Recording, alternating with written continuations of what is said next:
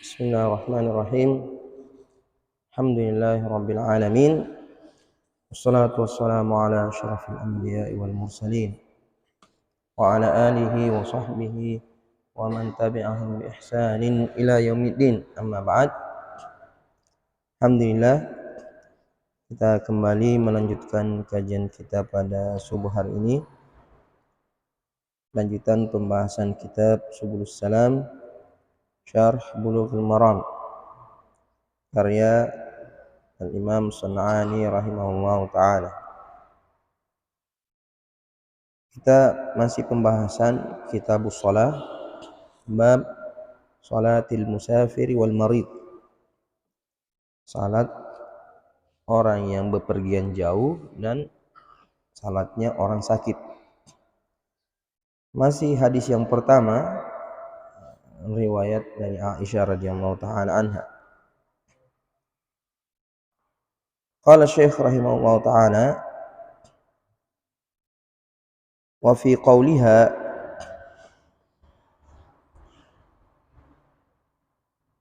pada ucapan sabda Nabi sallallahu alaihi wasallam atau ucapan Aisyah, illal maghrib,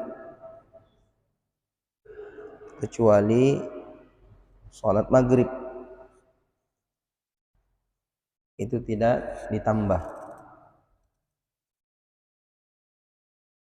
Dilalatun ala anna syar'iyyataha fil asli thalathan. Dalil menunjukkan bahwasanya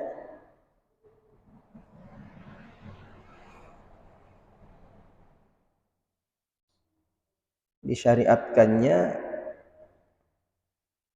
secara asal adalah 3 rakaat. Anna syar'iyyataha, kesyar'iyannya, dia sejak awal, sejak asal disyariatkan memang sudah 3 rakaat. Lam tataghayyar, tidak berubah. Yang di sebelum hijrah dan setelah hijrah, musafir atau mukim, jumlah rakaatnya tidak berubah, maghrib itu tetap 3.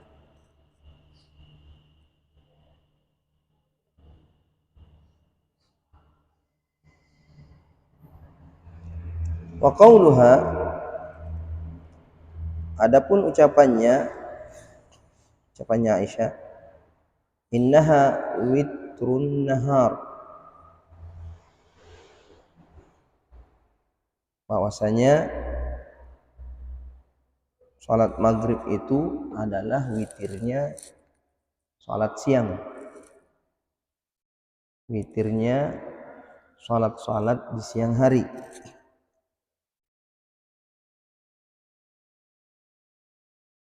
Ai salatin nahar, witru salatin nahar.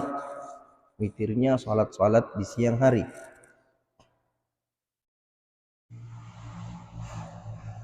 Kanat syaf'an, yang mana salat-salat di siang hari itu semuanya adalah genap. Wal maghribu, sedangkan maghrib akhiruha, adalah akhir dari salat-salat siang itu. Karena kita mengatakan maghrib itu sudah masuk malam, awal malam itu maghrib. Maghrib tidak termasuk siang. Tapi kenapa maghrib dikatakan witirnya siang? Nah, dia di malam hari dikerja. Kenapa? Liwuqu'iha fi akhir juz'in minan nahar. Kenapa dikatakan witirnya siang? Karena dia dilakukan pada akhir dari siang itu, di akhir juz'in minan nahar. Artinya pas berakhir siang langsung masuk salat maghrib. Artinya tidak ada jeda antara siang dan salat maghrib. Karena ketika matahari tenggelam, itu akhir dari siang dan waktu masuknya salat maghrib. Fahiya witrun li salatin nahar, maka dia adalah witirnya untuk salat di siang hari. Ini sudah kita pernah sebutkan hadisnya, ada beberapa hadis dari Nabi SAW mengatakan witir salat maghrib adalah witirnya siang hari, tapi semuanya dhaif. Termasuk ini juga riwayat ini, termasuk riwayatnya Imam Ahmad mengatakan maghrib itu adalah witirnya siang. Ini juga sanadnya lemah, karena tidak bisa disamakan antara maghrib dengan salat witir yang asli. Kenapa? Karena saya bilang tadi bahwa salat maghrib tidak dilakukan di siang hari. Salat maghrib dilakukan di malam hari. Sedangkan Nabi SAW mengatakan la witrani fi laila, tidak ada dua witir di dalam satu malam. Sedangkan salat maghrib ini dilakukan di malam hari. Maka bisa kita pahami bahwa kalaupun dikatakan witir, artinya witir secara bahasa. Kalau mau diartikan bahwa maghrib itu adalah witirnya siang, tapi maksudnya witir secara bahasa, karena witir artinya ganjil dan maghrib adalah salat ganjil. Tidak ada masalah secara bahasa. Tapi kalau secara syar'i bahwa dia juga witir sama seperti witir di malam hari, maka itu tidak boleh. Kenapa? Karena Rasulullah melarang salat witir dua kali dalam semalam. Nah, ini maghrib di malam hari juga. Ini itu cara memadukannya. Kalaupun kita mengatakan maghrib adalah witir, katakan witir secara bahasa, bukan witir secara syar'i bahwa dia adalah penutup salat malam. Karena yang menjadi penutup salat malam adalah witir yang dilakukan di akhir salat malam itu.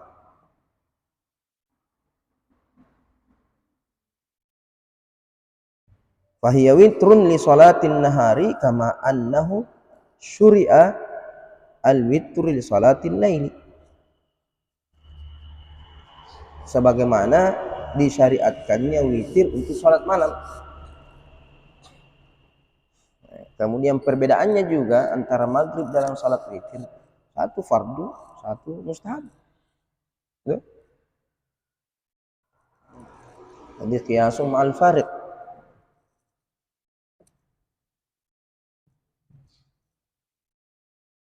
Jadi sebagaimana katanya disyariatkan witir di malam hari, maka salat maghrib juga katanya adalah witirnya salat siang. Wal witru mahbubun ilallah ta'ala. Dan salat witir itu dicintai oleh Allah Subhanahu wa taala. Kama taqaddama fil hadis, sebagaimana terdahulu dalam hadis, innallaha witrun yuhibbu al-witra.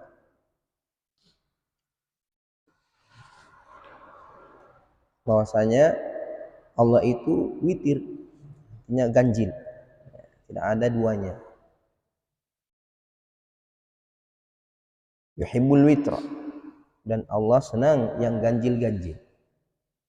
Nah, makanya Nabi banyak amalan-amalannya itu ganjil, selalu mengganjilkan sesuatu. Seperti idza istajmara salasan. Kalau beristinja dengan batu, beristinja dengan 3 kali. Tawadda'a salasan. Istaghfara salasan. Banyak.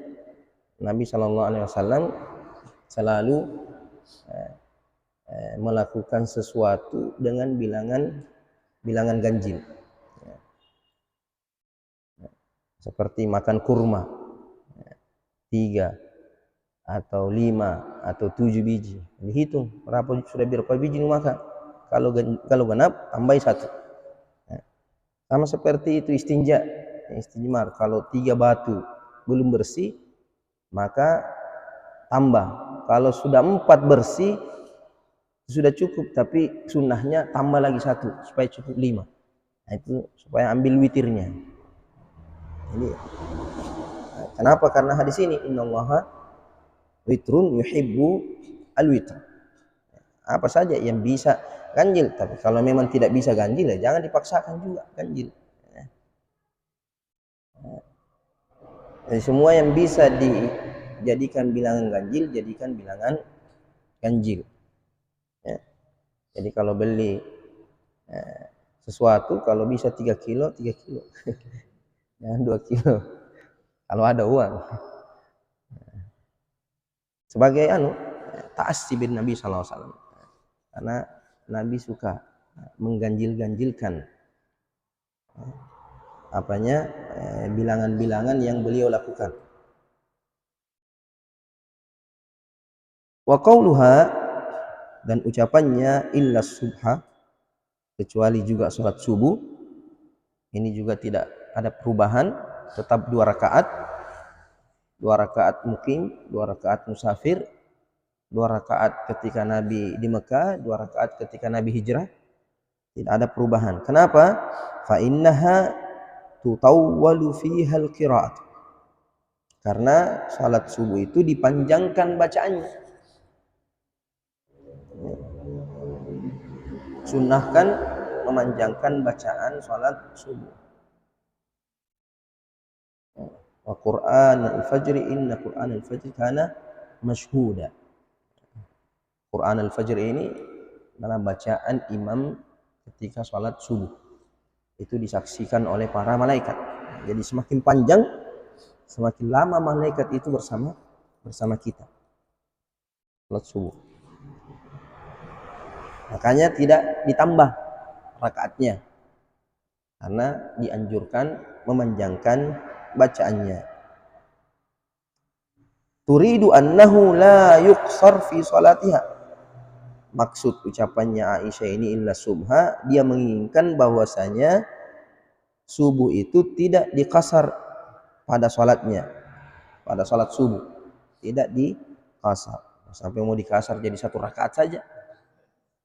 Iya, banyak orang terkadang dengar sepotong-sepotong diambil kesimpulan juga.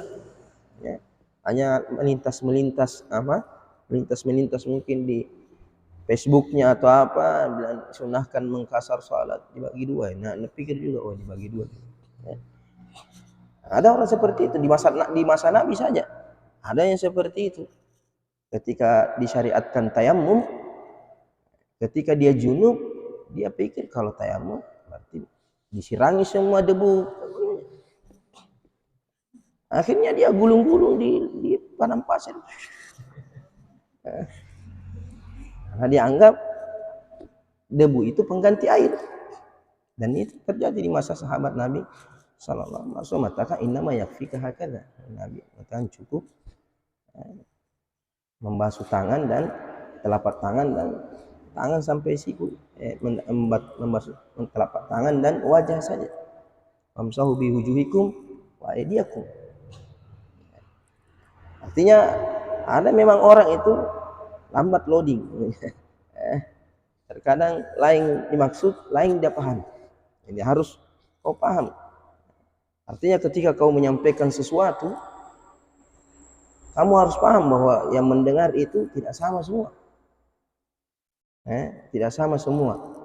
Jangan kau anggap bahwa apa yang kau sampaikan semua orang paham seperti yang kau mau. Belum tentu. Jadi yang kita sampaikan ada yang tangkap 1%, 2%, 3%. Begitulah Allah bagi-bagikan pemahaman kepada manusia.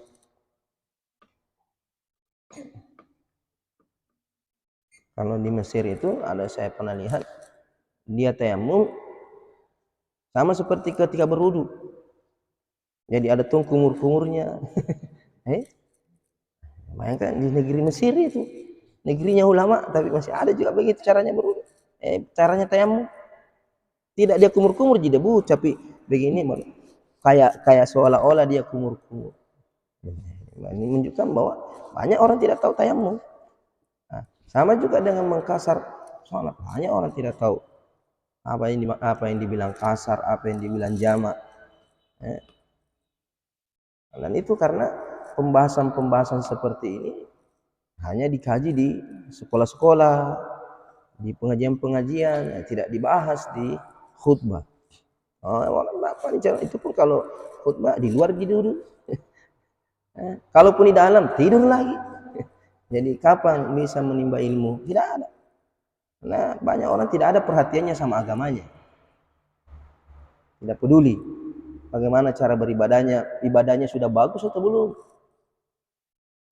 Karena tidak ada perhatian terhadap agamanya. Sehingga banyak perkara-perkara sepele, perkara-perkara yang harusnya diketahui oleh setiap orang.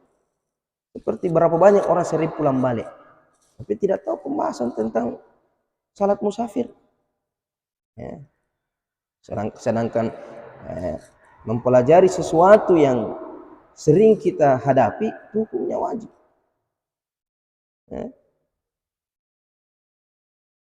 Talabul ilmi faridatun ala kulli muslimin. Ulama di sini faridah di sini bukan semua ilmu. Ada ilmu tidak fardu kifayah saja. Artinya seperti mempelajari tentang haji. Nah, belum mendaftar saja belum. Mendaftar saja nanti masih ada berapa tahun antri. Artinya mempelajari haji di sini bagi yang belum mendaftar haji belum wajib. Artinya kalau dia pelajari enggak ada masalah, tapi belum wajib karena belum mau dia amalkan. Begitu juga yang miskin tidak perlu belajar zakat. Nah, apanya mau dizakati? Kecuali kalau untuk menambah ilmu. Tapi kalau sesuatu yang sering kita hadapi seperti sholat, sering bepergian jauh, wajib baginya dia mempelajari hukum-hukum sholat musafir itu. Disitulah makna hadis itu, talabul ilmi faridah. Ketika mau menikah wajib tahu fikih pernikahan. Caranya tahu fikih malam pernikahannya, nasihat pernikahan cuma 1 jam. Itu pun bagus kalau dia dengar di situ. Sibuk urus barang-barang, apa besok baju, apa kuenya besok. Jadi yang mendengarkan nasihat pernikahan orang sudah menikah semua. Atau yang belum menikah.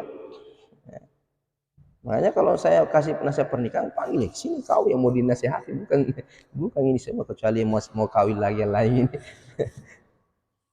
Nah, ini yang bikin masalah terkadang dalam keluarga. Karena memang dia masuk ke dunia pernikahan, tidak ada bekalnya sama sekali. Tidak ada bekalnya, seolah-olah menikah itu seperti hewan saja, seperti tidak ada aturan dalam pernikahan. Ada hukum-hukum dalam pernikahan. Ada yang halal, ada yang haram, ada yang makruh dalam pernikahan itu. Yang sampai yang haram dianggap biasa. Yang wajib tidak dikerja. Nah, itu karena tidak ada perhatian dalam agama. Menikah itu dianggap seperti biasa, naluri saja, bukan menganggap bahwa menikah itu ibadah. Kalau kau meyakini bahwa menikah itu ibadah, berarti harus pelajari tata caranya. Sebagaimana sholat, harus tahu tata cara sholat. Ya. Karena ibadah kalau tidak dibarengi dengan ilmu, itu tidak sempurna. Ya. Sholat asal sholat saja. Ya. Cuma lihat orang gerak-gerak juga. Tidak tahu kenapa begini gerakannya. Nah, itulah bedanya ahli ilmu dengan ahli ibadah. Kenapa derajatnya ahli ilmu dengan ahli ibadah beda? Karena ahli ilmu dia tahu kenapa saya sujud, kenapa saya ruku, apa dalilnya. Oh ini sunnah Nabi. Yang sholat, lihat saja orang sholat ini. Tidak ada penghayatannya. Tidak ada pemahamannya terhadap ibadah yang dia lakukan. Makanya disitulah nilai plusnya orang yang berilmu. Apa yang dia kerja semuanya berdasarkan ilmu. Karena kita mengatakan menikah itu ibadah 24 jam. 24 jam itu ibadah itu. Sejak kamu ijab kabul sampai kau meninggal, itu nilainya ibadah semua. Berarti semua interaksimu di dalam rumah tangga itu, bagaimana kau berhubungan dengan istrimu, anakmu, tamumu, apa semua bernilai ibadah semua. Berarti harus tahu tuntunannya, dan Nabi sudah mencontohkan. Laqad kana lakum fi Rasulillahi uswatun hasanah. Makanya itu termasuk sebab kenapa istrinya Nabi sampai 9. Supaya kehidupan berumah tangga Nabi itu direkam. Karena kalau cuma satu, bisa jadi ada yang lupa, ada yang kalau banyak yang diingat Aisyah, mungkin tidak diingat Ummu Salamah, yang diingat Ummu Salamah. Karena kehidupan rumah tangga Nabi juga uswah. Bukan cuma sholatnya Nabi saja yang harus diikuti, puasanya tidak. Kehidupan berumah tangganya juga harus diteladani oleh umatnya. Jadi di sini Aisyah mengatakan illa subha, yang dia maksud adalah bahwasanya salat subuh itu tidak dikasar. Fa innaha rak'atani hadaran wa safar.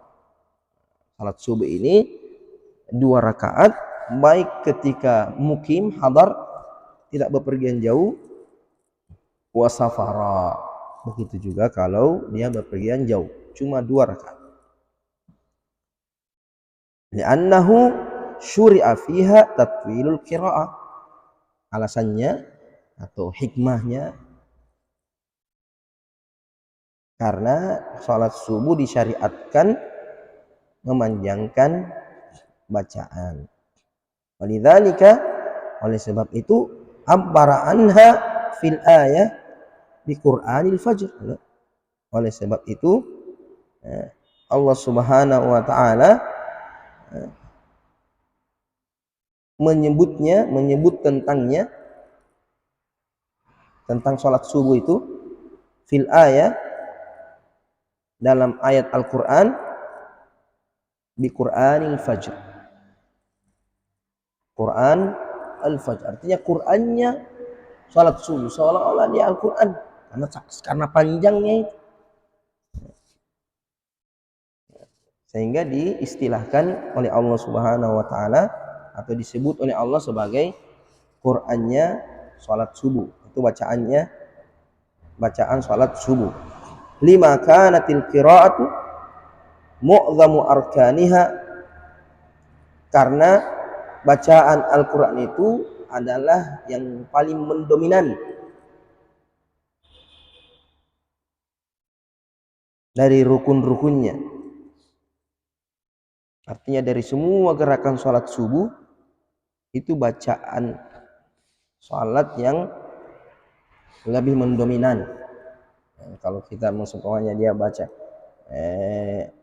satu surah umpamanya 10 ayat, itu pasti lebih panjang daripada rukuknya, lebih panjang daripada sujudnya, lebih panjang dari semua rukun-rukun sholatnya. Makanya dikatakan Quran al-Fajr. Kenapa sholat subuh dikatakan Quran al-Fajr? Kenapa? Karena bacaan Al-Qur'annya lebih panjang daripada yang lainnya. Lituliha fiha. Karena panjangnya dalam sholat itu, bacaan sholat itu. Fa'abbara anha biha. Maka Allah menamainya dengan al itu, dengan bacaan. Nantinya kenapa Allah mengatakan wa Qur'anul Fajr? Kenapa salat subuh dikatakan Qur'anul Fajr? Kenapa diistilahkan? Karena dia yang paling mendominan dari semua rukun-rukun salat subuh. Jadi yang paling panjang. Sama seperti salat dikatakan sujud. Kenapa salat dikatakan sujud? Kenapa? Karena dari semua gerakan salat, sujud yang paling mulia. Makanya dia diistilahkan.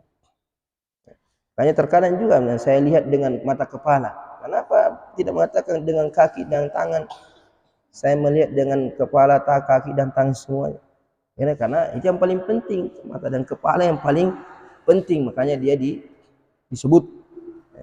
Jadi terkadang ada istilahnya itu zikrul khas wa yuradu bihil am. Zikrul khas wa yuradu bihi al-am. Artinya disebutkan satu bagiannya tapi maksudnya seluruhnya. Mewakililah. Disebutkan satu bagian sesuatu tapi maksudnya seluruhnya. Nah, saya tidak melihat batang hidungnya. Banyak kamu batang hidungnya saya melihat, tidak melihat telinganya apa semua. Tapi itu istilah, maksudnya disebutkan sebagian tapi maksudnya keseluruhan. Dzikrul am, dzikrul khas wa yuradu bihi al-am. Terkadang juga sebaliknya, dzikrul am wa yuradu bihi al-khas. Terkadang dalam Al-Quran atau hadis menyebutkan secara umum tapi yang dimaksud seseorang saja atau satu bagiannya saja. Tidak secara keseluruhan. Sama seperti di sini mengatakan furidatus shalah, rak'ataini. Toh difardukan salat 2 rakaat. Apakah semuanya 2 rakaat? Tidak. Berarti kenapa? Karena maghrib 3. Nah, berarti ini dzikru al-am yuradu bihi al-khas. Bahwa yang dimaksud 2 rakaat kemudian ditambah hanya duhur, asar dan isya saja.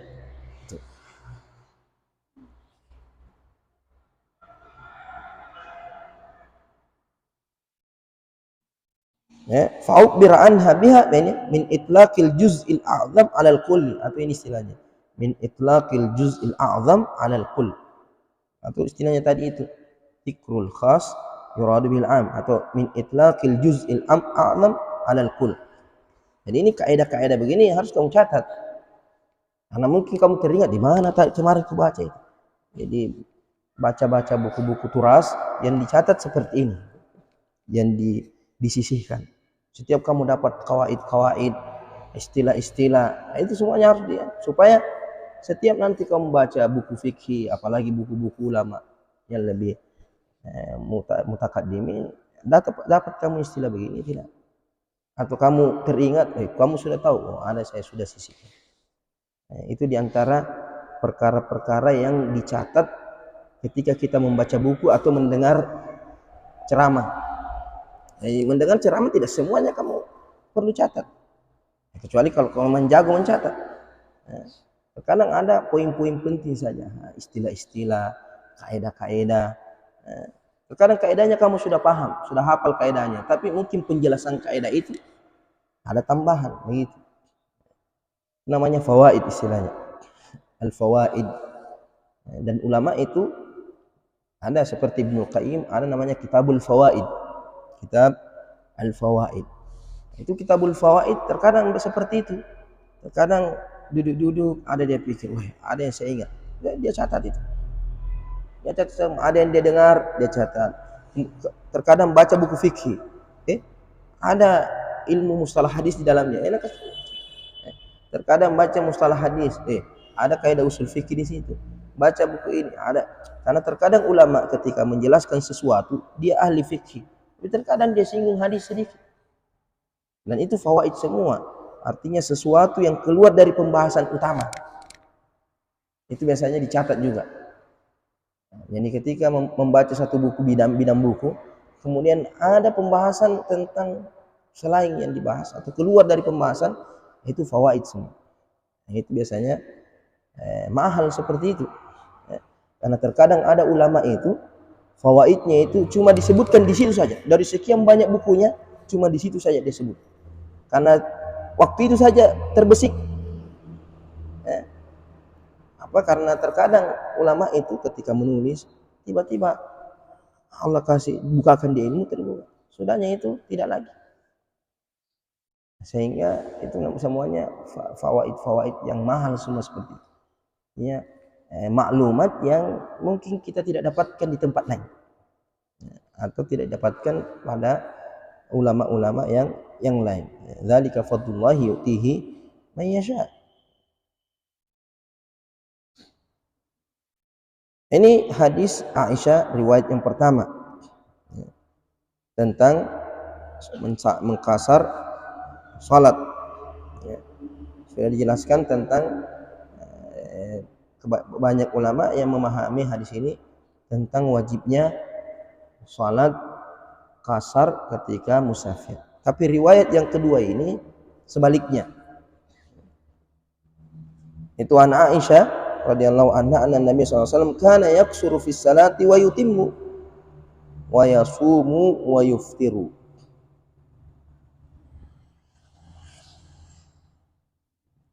Dari Aisyah radhiyallahu anha bahwasanya Nabi sallallahu alaihi wasallam kana yaksuru. Nabi dahulu mengkasar salat fi safar, dalam keadaan musafir. Wa yatimmu, dan terkadang menyempurnakan. Artinya terkadang dalam perjalanan Rasulullah tidak mengkasar. Wa yasumu, terkadang Nabi puasa ketika bepergian jauh. Wa yuftiru, terkadang juga tidak berpuasa. Ini sini Aisyah menjelaskan tentang keadaan Nabi ketika bepergian jauh. Kadang mengkasar, kadang tidak. Kadang puasa, kadang tidak. Al-arba'atu al-af'al, 4 fiil-fiil yang disebutkan dalam hadis ini, yaksuru, yatimmu, yasumu, wa yuftiru. Ada 4 fiil toh. 4 fiil-fiil ini yang disebutkan di hadis bil musannah at-tahtiyah. Semuanya dengan 2 titik di bawah. Artinya semuanya memakai huruf ya. Yaksuru, yatimmu, yasumu, wa yuftir. Bil musannah at-tahtiyah, dengan 2 titik di bawah. Karena ada musannah fauqiyah. Apa musannah fauqiyah? Huruf ta, 2 titik di atas.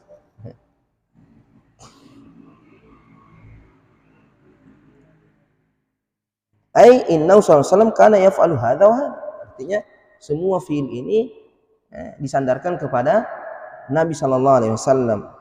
Yaksurun nabi, yatimmun nabi sallallahu alaihi wasallam, yasumun nabi sallallahu alaihi wasallam, wa yuftirun nabi sallallahu alaihi wasallam. Ini semuanya adalah fiil-fiil, fa'ilnya damir mustatir, takdir huwa yaudu ila Nabi sallallahu alaihi wasallam. Karena nanti ada khilaf, ada riwayat bukan yaksuru wa tutimmu, tatimmu hiya.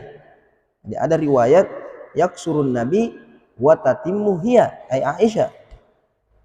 Yasumun nabi wa aftiruhu ya. Jadi Nabi puasa, Aisyah tidak puasa. Nabi mengkasar, Aisyah tidak mengkasar.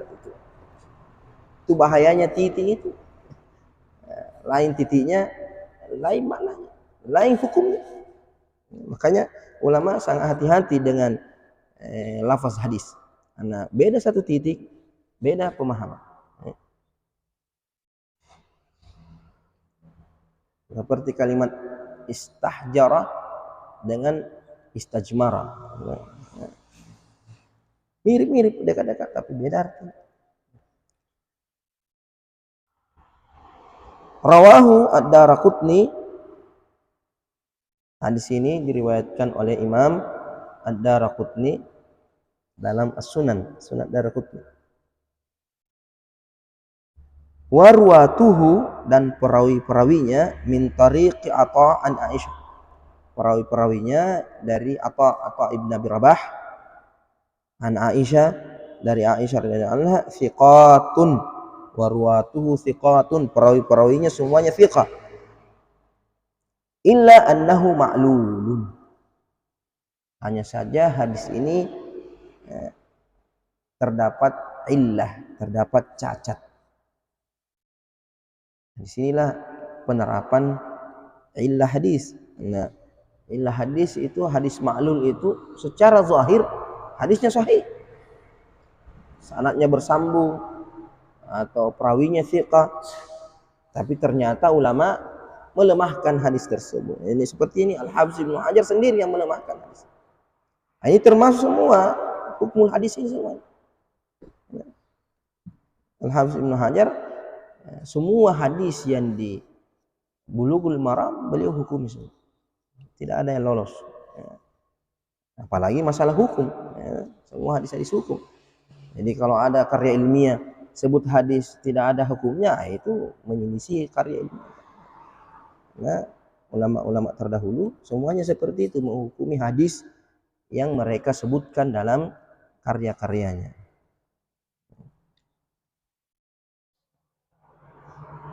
Kenapa ma'lul? Nyatakan wal mahfuzu, sedangkan yang sahih atau yang mahfuz. Apa hadis mahfuz? Istilah hadis juga ini, al-mahfuz. Hadis mahfuz lawannya apa? Lawannya syadz. Kan kalau mungkar lawannya ma'ruf. Mungkar lawannya ma'ruf, syadz lawannya mahfuz. Kalau mungkar, perawi dhaif menyalahi perawi thiqah. Perawi dhaif menyalahi perawi thiqah. Jadi yang dhaif ini dihukumi mungkar karena menyelisih orang yang thiqah. Sedangkan yang thiqah dikatakan hadisnya ma'ruf. Yani perawi dhaif yang menyalahi thiqah, hadis yang diriwayatkan namanya mungkar. Sedangkan lawannya hadis yang ma'ruf. Sedangkan syadz itu dia thiqah tapi menyelisihi yang lebih thiqah lagi. Jadi dia diterima hadisnya, cuma ada orang yang lebih diterima hadisnya berselisih dengan dia. Jadi ya, kita tentu terima yang lebih daripada kamu. Sampai satu orang menyelisihi dua orang, ya, tentu secara hitung-hitungan ya kita lebih mendahulukan informasi dari dua orang daripada informasi dari satu orang. Nah, jadi yang satu orang ini, yang thiqah ini, namanya syadz, hadisnya syadz. Kenapa? Karena menyelisihi riwayat yang lebih kuat. Sedangkan yang kuat ini namanya mahfuz. Istilahnya mahfuz. Dari sini mengatakan wal mahfuzu, yang lebih kuat itu daripada riwayat ini, karena hadis ini kan secara zahir dia thiqah, sahih. Cuma ada yang lebih sahih. Itu yang mahfuz. An Aisyah min fi'liha, hanya dari perbuatannya Aisyah, bukan perbuatannya Nabi. Jadi ada riwayat yang sahih yang lebih kuat bahwa Aisyah itu kalau dalam perjalanan jauh kadang mengkasar, kadang tidak mengkasar, kadang puasa, kadang tidak puasa. Bukan Nabi. Jadi hanya mauquf, bukan marfu. Ini termasuk min ta'lil al-marfu bil waqf. Artinya ada hadis marfu tapi dihukumi cacat. Yang benar hadis itu bukan marfu tapi hanya mauquf dari Aisyah radhiyallahu taala anha min fi'liha. Artinya ini yang disebutkan dalam riwayat ini hanya dari perbuatan Aisyah. Wa qalat, kemudian Aisyah mengatakan, innahu la yashukku alayya. Artinya kenapa Aisyah tidak mengkasar salatnya ketika bepergian jauh? Kenapa Aisyah berpuasa ketika bepergian jauh? Aisyah mengatakan, innahu la yashukku alayya. Artinya itu tidak menyulitkan saya. Artinya saya salat duhur 4 rakaat, saya salat asar 4 rakaat ketika bepergian jauh, saya salat isya 4 rakaat. Artinya saya tidak kesulitan, artinya suatu yang mudah bagi saya. Artinya saya tidak tersiksa ketika bepergian jauh. Jadi seolah-olah Aisyah mengatakan mengkasar itu hanya keringanan bagi orang yang mendapatkan kesulitan apabila dia menyempurnakan salatnya. Dia anggap rukhsah saja bagi orang yang kesulitan. Adapun orang yang perjalanannya santai, perjalanannya nyaman, tidak ada capek-capek, tidak ada buru-buru, tidak ada tergesa-gesa apa semua, dia sempurnakan. Akhrajahu Al-Baihaqi. Hadis ini diriwayatkan oleh Imam Al-Baihaqi. Insyaallah nanti kita lihat apa alasannya kenapa hadis ini didaifkan. Sallallahu. Bismillahirrahmanirrahim. Alhamdulillahirabbil alamin wassalatu wassalamu ala Muhammadin wa alihi wasallam. Allahumma 'allimna ma yanfa'una wanfa'na bima 'allamtana. Allahumma rabbi zidna 'ilma. Allahumma inna na'udzubika min ilmin la yanfa'u wa min qalbin la yakhsha' wa min nafsin la tashba' wa min du'a'in la yustajabu lah. Sallallahu alaihi wasallam. Muhammadin wa alihi wasallam. Alhamdulillah.